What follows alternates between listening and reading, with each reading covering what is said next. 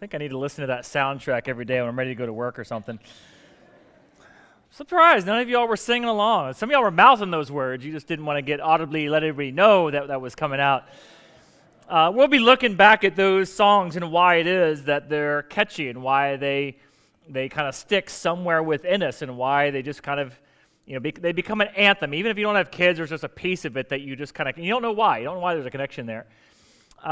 In a series called I'm Essential, we've been talking about our sense of identity, where we get this process by which we get a sense of who we are and what our value is. And that's really what our identity is. It's sometimes we talk about our identity is how we're recognized, but it's both what we look for to get recognition, but it's also by how we are recognized by others, and it's this sense of how we see ourselves and what gives myself a sense of worth or value as a person, all that's wrapped up in our identity. Now, how we get to the point where we make a conclusion as to what our identity is a very complex process that you're not aware of at all. It's one of these things that the culture which you're in will determine how you determine your identity, whether you want it to or not, because it's sort of this immersive thing that you're a part of, and it happens subversively, so you don't even realize that it's shaping you. It's just shaping how you think, how you see the world, but most importantly, how you see yourself. Now, it's no wonder that there are few, if any, cultures ever who have tried to shape your identity in accordance with who God says that you are, and that's, of course, why I'm just kind of spending a whole series on doing this. Now, for those of you who grew up in a strong Bible-believing church, who like coming here because I teach the scriptures, and usually within about 5 minutes or so, we open up a passage, and I'll be going through it, and you'll be understanding that this message is going to frustrate you because if you're sitting there waiting for me to open the Bible, it's going to take a while. And the reason why is because there are sometimes, in order for you to really understand the scriptures, you have to have kind of a deep intellectual background knowledge before you can understand it. The same reason why when I spent 3 years in biblical studies school, I didn't spend all 3 years just going verse by verse through every book of the Bible. I had to take a lot of books on church history and theological history and a lot of really dry and boring stuff that I didn't think I would ever use. But then I'll never forget, the very last class I took was this class called Old Testament Theology, and it was almost like as if everything I had learned for those 3 years clicked in that moment. I was recalling all this boring stuff that I learned. So my hope is that I can go through, I really just gave a horrible introduction. I learned a lot of boring stuff, which is what I'm about to share with you. Hopefully you can find some interest in it along the way. So when we get to the text, both this week and next week, you'll have some more of those aha moments and begin to see the text in light of who you are and where you are and help you understand some of the biases you have when you read the text because of the culture you're immersed in. That's kind of what I'm hoping for, if you will. Now, if you don't come here because you're wanting me to teach scripture, you just sort of like the interesting stuff I say with a few jokes intermixed, this morning's custom tailored for you because we'll be kind of going through a lot of sociology and history as we look at identity formation. Identity formation back in the earliest of days was family-based, clan-based, tribe-based, and that who you are was an extension of who your family is or what tribe you were born into or what your family clan was. And there was a real sense of your identity was found in bringing honor to your family. That's why that song from Mulan, of course, draws from this idea of, you'll bring honor to us all. You're who you are. If you live up to who you are, you'll honor your family. If you do not live up to who you are, as my son, as my daughter, as a part of this family, don't you understand you're part of this family? And as part of this family, you will blank. And if you do that, then you bring honor to us. If you don't, then you're dishonored. So there's this heavy societal pressure towards this idea of honor. And for men, honor was brought about by the willingness to do battle on the battlefield to protect the family or the clan, to protect the family's honor. If somebody messed with your mama or your sister, your duty as a man in the family was to go and defend her honor, or defend your clan or your tribe if some other group came and invaded. Now, for the women, it was also very sacrificial that you would give of yourselves, and your primary responsibility was to bear children and raise children. And many of you all know what a sacrifice that is. Both take a lot of sacrifice and a lot of courage along the way. I don't know if you picked up on it in that song. There's actually a line in that song. Let me make sure I get the actual wording right. For the Mulan song. Now, by the way, Eastern cultures are still much more tied to the historical ancient understandings of identity, which is why if you look to modern Eastern cultures, you will still find a heavy similarity here. So in the song from Mulan, we all must serve our emperor. So there's your clan, your tribe idea that we all serve our emperor, who guards us from the Huns, those who would come against us. And here's what it says: a man by bearing arms and a girl by bearing sons. It's right there. I mean, it's almost like as if they went to a cultural anthropological or a human history textbook and saw this and said, we need to work that into the lyric of a song. And somebody's like, how are you going to work into the lyric of a song? I mean, that's just kind of, And somebody's like, watch me. And so they did. And they just kind of slipped it right in there, and you didn't even know what you were saying, and yet you are encouraging your daughter to sing along to a song that says, your primary responsibility is to bear a son, little girl. Yeah, let's watch Mulan together. You don't even realize what it is that you're saying. That's called the magic of Disney, or the culture which we are immersed in. Moving on, though. So as time went on, we came kind of out of the ancient tribes. You moved into a lot of our ancient modern civilizations, or precursors to modern civilizations. These were heavily in the Greek philosophy, as well as some of the Eastern philosophy. You had both Plato and Aristotle, as well as Confucius, are all sort of in this realm. And by the way, I know who Socrates is. I don't need anybody telling me how to pronounce Socrates. It was a joke for anybody who'd seen Bill and Ted's, all right? Joke's on you for telling me it's not Socrates. All right, so anyways, the stuff I get told after service. Anyways, it's true. So for these, they had this idea that it wasn't just a matter of your family and protecting and defending your family and growing your family. Rather, there's a universal sense of truth or morality out there, and through reason, we can all seek it out, and we can look in and sort of, find that there is, if we just search through and we think it through well enough, we'll see that there is sort of a universal agreed upon goodness. There is a virtuous life you can attain. And so that's where, the virtues that would be lifted up, it'd be universal. I mean, who's going to argue against someone who shows courage, or someone who has self-control, or somebody who upholds justice, or someone who pursues after wisdom, or somebody who is pursuing unity and peace? Those are sort of universal virtues. Even to this day, we look at those things as universal virtues. And so if you have somebody who is an example of one of those things, even to this day, we would say, oh, wow, look at that great man, look at that great woman for the virtuous life that they lived. And so in those cultures, it was all about pursuing one or all of these, that you would be known as a virtuous person in that sphere. And so, for instance, you even had like groups of people that people would gravitate towards. So if self-control was what you thought was the most virtuous life, and as you thought things through and reasoned and said, universally, we can all agree that somebody with self-control is living a great life. So you had a group of people called the Stoics, and their primary mission was to deny themselves and move through life in complete self-control. If you look in the same day and time, what did the Spartans uphold as the greatest virtue? Has anybody seen 300? Anybody at all in this room? Anybody? Courage, warrior class.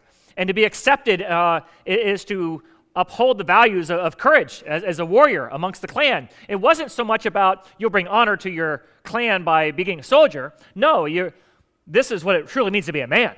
And if you want to be a virtuous someone who is worthy of recognition and honor and acceptance into society, by all means you would do this. Why? Because who wouldn't do such a thing? Or in an age where philosophers were sort of the rock stars of the generation, to be one who would think through and to sort out and spend time contemplating things that other people hadn't been able to figure out, to be accepted into the society of philosophers as a part of that group that would meet together to debate the great mysteries of life, you would pursue wisdom at all costs. And so that would be what it meant to live a virtuous life for those who would pursue wisdom, and so on and so on. You could go for as those who pursue these different avenues. So identity was found really in your sense of worth and value by pursuing after this virtuous life. And that continued on in one form or another for quite a long time. Sort of the next major evolution into our understanding of identity was the Enlightenment. And under the Enlightenment, they agreed that there was a sense of sort of universal truths or universal virtues.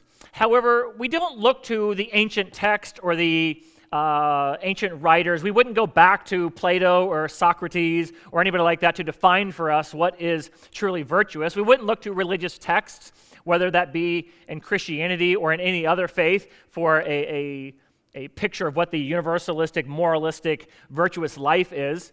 We won't look to our parents to define for us what that is. Rather, through our own reason, each of us can seek this out and be able to find it for ourselves, because each of us has been gifted with the kind of intellect that can figure this out for ourselves. And for instance, sometimes we see remnants of this when you say, what makes you say that's right? And you sort of look at somebody and go, what are you, a moron? Who wouldn't say that this is right? I mean, I don't need God to tell me that sacrificing an innocent baby so I can have crops that grow, I don't need God to tell me that's wrong. I mean, can't anybody figure that out? I mean, like racism, I don't need God to tell me that's right or wrong. Can't any normal, sane person just figure that out through reason and intellect? So that's where enlightenment led us, is that, through reason and intellect, we should all be able to come to these conclusions. We don't need anybody telling us this. So each of us, we don't need a philosopher to tell us this. These are just kind of plain to everybody. Now, out of the Enlightenment, you had the Renaissance era. And the Renaissance era didn't look to the intellectual side for reason to find out what is right and true and good and virtuous. Rather, they were more on the emotional side of things. That there is within the heart of everybody is intrinsic goodness within you. You don't have to think through what is good. Goodness is in you. The problem is society has corrupted that goodness. And so what you need to do is you need to sort of get in touch with your emotions, with your soft side, with your creative side, and let that let you express out the goodness of you. And so that's why there was this big explosion of art, because it was found through the creativity of the human spirit would be unleashed through this creativity. Now, building on all of those building blocks is where you then moved into what we now would call the postmodern era. So all of that was sort of like the modern evolution coming out of the ancient tribal cultures. The honor is primarily from the parents bestowed on them into this sort of still a communal sense of who is living a virtuous life or community to be entered into in different classes. And the postmodern era, it kind of looked at all of that and said, no, we became more global. And once we became more global, we saw that there was different cultural groups of people all over the world. And although I might look at that and say, that's kind of weird. That's kind of odd that you would just marry whoever your parents tell you to marry. But hey, it works for you, okay? It doesn't work for me. I'm certainly not let my mom and dad choose my spouse. Heck no. I saw the girl they picked out for me. Right? Or the idea of pursuing a career path just because that's what your parents want you to do. Hey, that's great, and maybe over in your culture, if your grandfather made shoes, and now you make shoes, and your dad, that's just what the people do, you guys all make shoes, that's fine for you, but I want to go off and do my own thing. I don't want to be a shoemaker. I want to kind of be free to do so if that works for you in your culture, it doesn't work for me in my culture. Which kind of led from this idea that there's a universal truth or universal morality or universal sense of rightness or oughtness or a virtuous life that everybody could agree on, either through reason or through intellect or through expression. Postmodern era said, no, it's all relative. What's right for you is right for you. What's right for me is right for me. What we need to do instead is we each need to seek out who we are and pursue our own truth. Now, some of the things I'm going to say sound like buzz terms you'll see on talk shows, TV shows, etc. Why? Because this is our culture. This is an expression of our culture, that you need to seek out who you are. And at the end of the day, it doesn't matter what anybody else thinks, right? It doesn't matter. You don't need anybody else's approval for this. It doesn't matter what your parents think about your life choices or the direction you go or what your beliefs are or what you want to do. They shouldn't tell you what career path to take. That's not for you. You choose your own path. And so we're kind of fully into this more postmodern place. And after all, a lot of those things that people did back in the day was sort of a product of necessity or of evolution, that people did those things because they had to. I mean, if your father was a blacksmith, you didn't have any other choice. If you wanted to be able to eat, you better learn how to be a blacksmith. There wasn't upward mobility. You didn't have those options back then. They were sort of bound by it. Or some of the other things that men had to go and fight and women had to stay back and raise kids because it was a survival of the fittest world. They were much more primitive people, and it was just sort of an evolutionary necessity that led to those things. Or some of those things are just socially constructed paradigms to keep everybody in line. That's what a lot of those things were. And we have progressed past that now as a society, and we realize that we can all pursue our own ends and still all work together towards a common end. Because if you do your thing and respect me doing my thing, and I do my thing and respect you doing your thing, we'll all get along, right? Works out so far, right? And so it's more of an issue of a combination of individual preference and practicality. This is what works for me. This is what I can get by. This is what I can do. And I can make a living doing this, and I'm good at this, and this is what I really enjoy doing. Now, I'm not looking to anybody else to validate whether or not I'm good enough. I'm just seeking out to be able to do what I want to do in a way that works for me. That's kind of where we are at now. The only problem comes is if you reject me for pursuing my own ends. That's where the real problem in society is now, right? It's not that I'm being forced to conform. It's the fact that when I choose my own path, the real problem in society is when you reject me choosing my own path. That's the person who has the problem. And I don't have any time for you. I'm just going to go continue on. So that's kind of where we're at in identity. Now, I want to kind of go through to kind of help understand a little bit more. I want to kind of compare what I'm going to call the more traditional view of identity, which is sort of based in the approval of either parents or a community or a peer group versus sort of our postmodern mindset. And by the way, none of us are one or the other. We all have combinations of these. That's why I kind of have to sort of move through all of them, give you a background on it, that even if you are in a mindset of I'm going to choose my own way, do my own thing, there's still a pull to want your parents to affirm that choice, that you want them to honor your decision. And there's a rift oftentimes that comes, and a part of it's because they're not honoring that, or you want to seek their honor in some way, shape, or form. There's a difference in the way that somebody sees duty. In a traditional culture, my duty is primarily to my family, to my clan, to my tribe, to my people, to my nation, to my race, whatever it may be. I have a duty to uphold there, and that's how I receive, because what I want from them is honor, and that's what my duty is. In the postmodern mindset, the more modern mindset that we live in, or Western culture, is the complete opposite. Rather, it's your desires determine what path you should take. Your duty is to be true to who you are. And it's everybody else's responsibility to just accept that or not. I mean, that's on them if they accept it or not. My responsibility is just to be true to me, not a duty to family, but a duty to myself. There's different struggles. For the traditional identity, the struggle was, am I capable of living up to the expectation put on me? And that's a real struggle, whether it be in doing battle or, think about all the different stories we read in the Bible about a woman who can't have children. That's what the struggle was. How do I bring honor to my family when I can't do the very thing that I'm supposed to do? It's easy for a guy. Even if you're not good at it, they can still throw you in the army and let you go out there and see what happens. And if you're a coward, sometimes there's a place for you on that. But what does a woman do if she can't upfill that piece? And even to the modern expression, what if my parents have an expectation on me to carry on the family business and I'm not good at it? What if their expectation of me is to pursue a professional career such as go into medicine or go into a legal profession because they believe that it will elevate our family status, but I'm not very good at biology and I can't do this at all. I'm speaking as somebody whose dad is a doctor and his sister is a doctor and my mom also was a biology major. I took Biology 101 in college and barely passed with a C, and it's supposed to be the easiest class Florida State offered. It was not my path. Thank God my parents didn't look at me and say, "We expect you to be a doctor, son." Sometimes I often wonder when I'm in a doctor's office, this guy's not very good at this. I wonder if he's only a doctor simply because his parents made him. I'm sorry, am I meddling, or can some of y'all get an amen somewhere on that, maybe in a sixth sense? Yeah, I don't know. I shouldn't meddle in things. Whereas in the modern sense, the struggle is to, can I be true to myself? Can I really be who it is that I want to be? Can I blaze my own trail, even if nobody supports me? What if my parents say, well, if you don't go to medical school, then we're not going to support your education. Fine, I'll do it myself. Do I have the courage to do my own thing?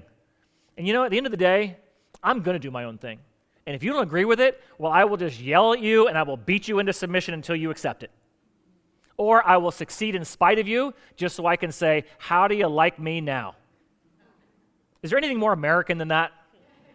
This is who we are. This is our culture. Also, another struggle that comes out with this is when we blaze our own trail, We believe what we want to believe. We develop our own thoughts. We do our own research. We develop our own ideas. And our own ideas, whether it be about politics or about issues, sometimes it can become political issues like abortion, gun rights, or sexuality, whatever it may be. And you express your belief or your opinion on something. What happens when somebody doesn't then affirm your belief? Do people take it, I don't know, what's the word? Personal? Do you know why they take it personal? Because it is personal. This is who they are. This is an extension of their personality. I blaze my own trail. This is who I am. I'm expressing who I am, and you're rejecting me. You're not rejecting my belief. You're rejecting me. And so you can easily see why there's such a deep divide with people. Because if you are in a culture where your identity comes from an expression of who you are, and who you are is about what you believe, and you've blazed your own trail, and you've discovered this, and this is what you firmly believe, and this is core to what you think is right or wrong, or the truth that you found, and somebody is not rejecting the truth that you found, but they're rejecting you and your path to that truth. And there's this sense of, how dare you do that? Well, clearly you're not part of my friend group. You can just delete them. And it's... What's interesting about our modern social media especially is, on the one sense, we would say, this is who I am, and I don't care what anybody thinks, right? But do you? Why? And never before in the history of humanity has there been such a tangible way to show who approves and who doesn't approve, right? Every social media platform has some form of a like. I accept your belief, I reject your belief, right? And if you don't have a little icon that you can click on, you can just leave a comment that clearly states what you disagree with. And then it's on from there, and it's really fun to read and watch. No, it's not. But what happens when people reject your belief? Why do you unfriend them? Because I don't want to be a part of a group that's rejecting who I am. There's still a sense of ancient traditional identity that says, I want to receive honor from my community. And clearly, you're not a part of my community. And so you're not going to cast me out of the community and the tribe. I'm going to cast you out of my community and my tribe. And it all goes back to these issues around identity. So where do we get all of this? I just kind of gave you a scratch the surface overview education of identity formation. If this is what you do for a living in sociology, anthropology, I apologize for the crass overview. But every one of us has been educated on identity formation, anthropology, and sociology. And you didn't get sat down in a class. There's no class in elementary school or middle school. It says, all right, kids, you guys are in middle school. You're going to be, in our health class this morning, we're going to be talking about who we are and our identity, and I want to let you know some of the different social constructions of cultures around the world and the history of identity formation, so that you can choose whether or not you want to pursue your parents' honor, whether you want to pursue a community of peers and groups like a warrior class or an intellectual class, or whether you just want to pursue your own path and your own trail, do your own thing, and let people accept you or reject you as you are. You get to choose which set of identity parameters you want to use. Who had that class? No. How do we teach identity? It's everywhere. It's our culture. Everything you see, everything you read, all of the stories you hear, whether they're biographies, those biographies that they do during the Olympics that give you all the background of the Olympic athletes when you just want to watch the competition and the sport, and you tuned in prime time because you want to see the volleyball game or the basketball game or whatever it may be, and instead you're hearing this whole long story about how somebody blazed their own trail and did their own thing, and against all odds, with everything stacked against them, nobody said that they could succeed, but they did it anyway. What's that a story of? That's an identity story. And we're lifting this person up as a champion of wouldn't it be great if you could be like this? And that's one of the hard pressures about our culture, is that to get noticed, when you're blazing your own trail, if you also want to have that sense of acceptance or approval, you're either doing it through social media, or what's the only other path you can go? To be somehow very, very exceptional. I mean, if you think about those who have blazed their own trail that we lift up and the stories we tell, I mean, Steve Jobs has how many biographies written about him, how many movies have been made about Steve Jobs' life? Then you got guys like Elon Musk and Jeff Bezos, and you look at, they completely reinvented, this wasn't good enough. We're going to completely redo a different thing. And we look at that and we go, wow, what an amazing feat. You look at what Steph Curry has done to completely revolutionize the NBA. It went from a big man's league to a little man's league overnight. Why? Because he was exceptional at nailing three-point shots from far out. Brady's this weird machine guy. I don't know what to say about him. At some point, they're going to take the batteries out of this guy or forget to oil his joints or something, but he's taken care of his body. Both him and LeBron have both taken care of their bodies to amazing efficiency. So they're playing long past where they should be out of their prime. And we notice them because of their longevity. And you have to be, and here's the problem with our modern society, you have to be so exceptional to also be noticed for being who you are in your individuality. Or, and this is where it gets scary, you got to be really eccentric. We notice the really eccentric. What causes somebody to put on lingerie on live TV and swing from a wrecking ball in a crowd? I want to be noticed. And somebody else is getting noticed more than me. So I'm going to do something more outrageous. I know I'll have sex with somebody and then it'll get leaked. It's how you become famous. It's how you become noticed, by being more and more eccentric. And so if I want to blaze and at the end of the day, I'll just say I'm doing my own thing. I'm just being me. I'm expressing myself, right? But you're also wanting the communal sense of acceptance on top of that. Some of these blendings of these identities are out there.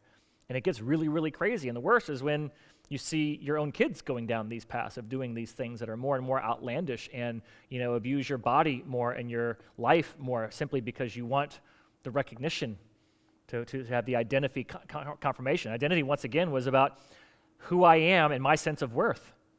And so I'm gathering all these sources of worth from these different places. Now, it comes out through our culture.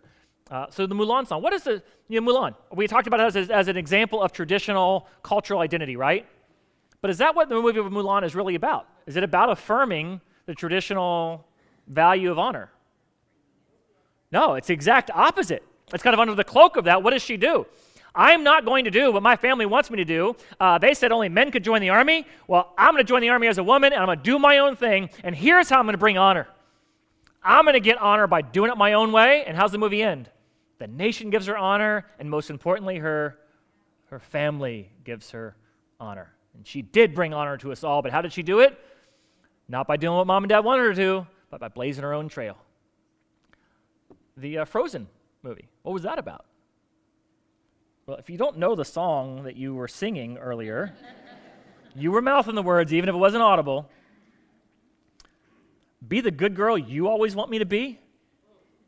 Picture your daughter coming in. I think some of you can picture your daughter coming in and saying, I'm not looking at anybody in particular, be the good girl you want me to be? Conceal?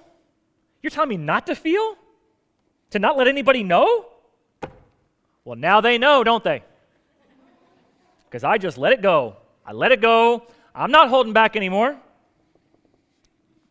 I'm going to turn away. I'll slam the door on all that. And I don't care what they're going to say. Really? You don't care? Then why are you posting on social media?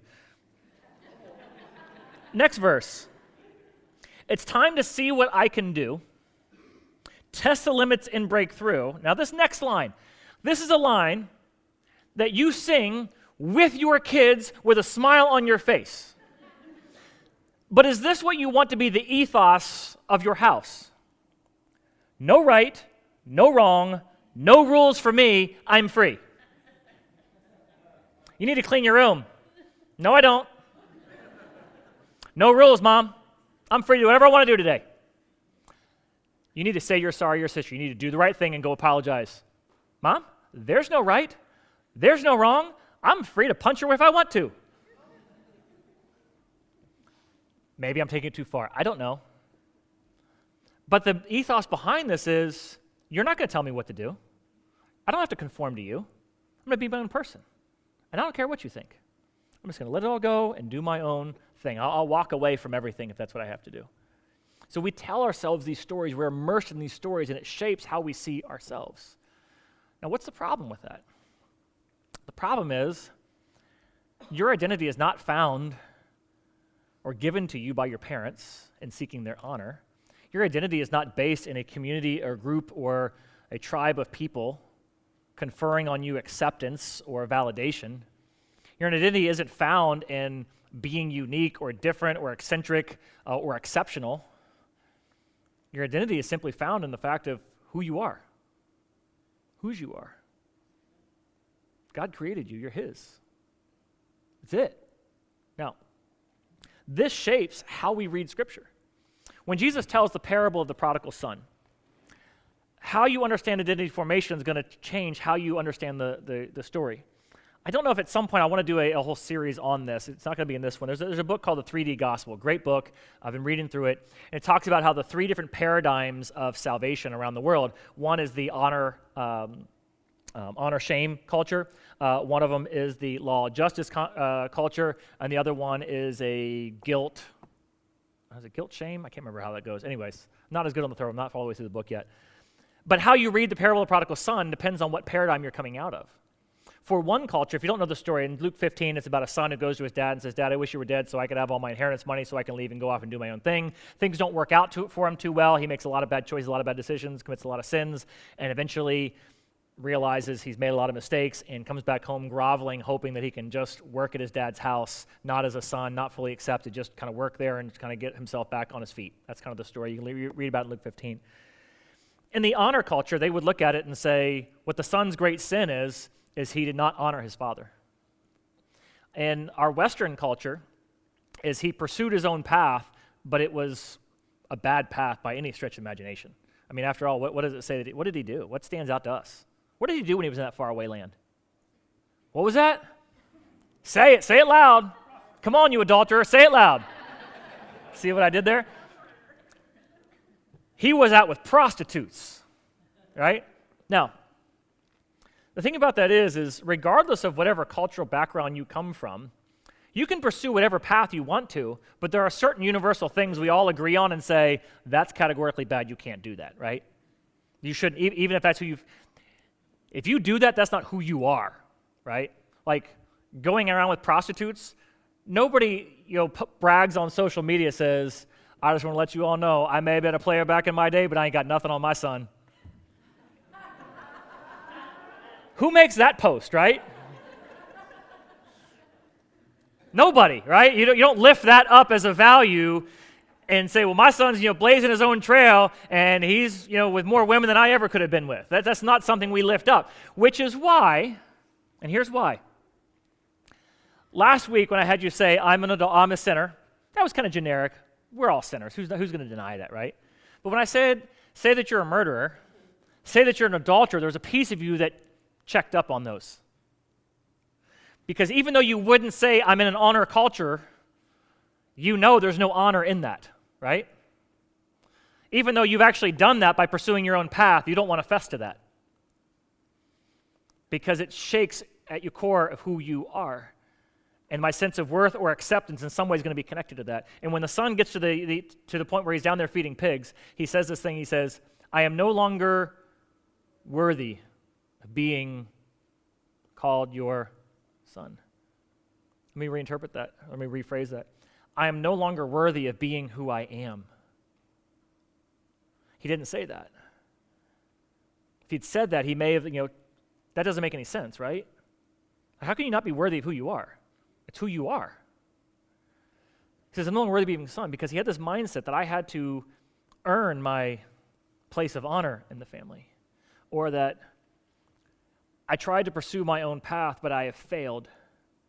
And because I failed, that means there's something wrong with me. You ever felt there was something wrong with you? Everybody has this sense that there's something wrong with us. That's what comes along with Western culture. Why? Because you're supposed to blaze your own trail, do your own thing, and if you do all of that, it'll be successful, but then it's not. And you messed up morally, financially, physically, career-wise, whatever it may be. I wanted to reformed the NBA with a three-point shot, but I wasn't any good at basketball. God messed up the way he made me. I wanted to do the right thing, but I just have these desires, and I guess it's just the way God made me. I'm just messed up. And God comes back and says, no, you are who I made you. But you're my son. You'll always be my son. And nothing's going to change that. It was never about you earning my approval or my honor. It was never about you going off and doing your own thing and having that work out, and then I would accept you. No, you're always my son. We'll shift gears over. When Jesus gets baptized, a voice comes out from heaven, and God says, this is my son, in whom I am well pleased. Where in the story of Jesus' life does that happen? The very beginning. It's Matthew chapter 3. Let me give you the rundown at the beginning of Matthew. Here's his genealogy. He was born. Some people showed up. This is my son who I'm well pleased. Now, in our mindset, and here's what's so funny. I've heard people say this. What do you want most in life? I want to walk into heaven and hear God say, this is my son in whom I am well pleased.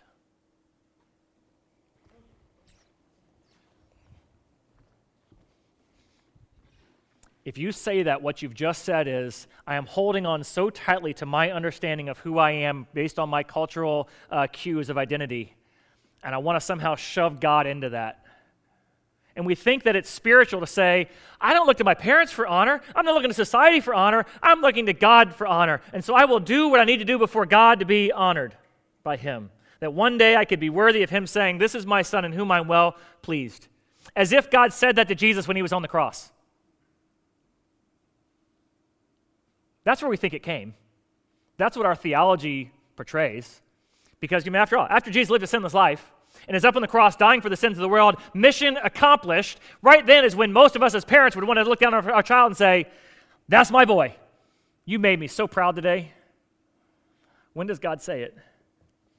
Before he's done anything. Why? Because it's who he is. He is God's and he is loved. Now, do you think that was just about Jesus, or is it also about you? I don't have time to go through every scripture that talks about how God sees you. One of my favorite, though, is Isaiah 43. When you go through the waters, I will be with you. When you go through the fires, they will not consume you. He goes on to why? Because I've called you by name, and you are mine. And God is saying this at a time where the people have been so disobedient, they've been cast out of the nation of Israel. God says, you're still mine, though. You'll never not be worthy of being my son because you are. You're my son.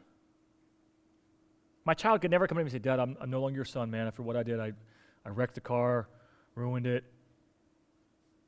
I'm sorry. I'm not even worthy to be your son. What do I say to that? Well, a little hard work, you can earn your way back into the family. Yet theologically, we do that all the time with God. I can confidently say, I'm a murderer, and I'm an adulterer, and I'm a sinner, because I also know I'm his son. And if your child is confident enough to know who they are, they're going to be more confident to be able to come and confess what they've done, because it's not a threat to who they are. They're standing with you. Would you join with me as we close our time in prayer? Father, help us just be able to see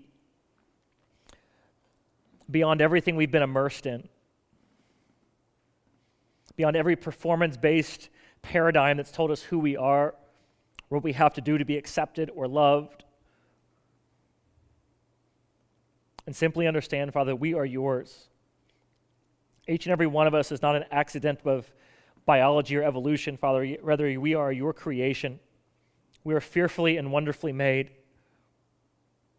When we finally grasp this like the psalmist, we would just look before you and say, God, who am I that you would even care?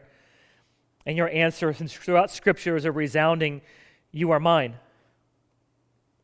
You are my son, you are my daughter. I have called you by name and you are mine.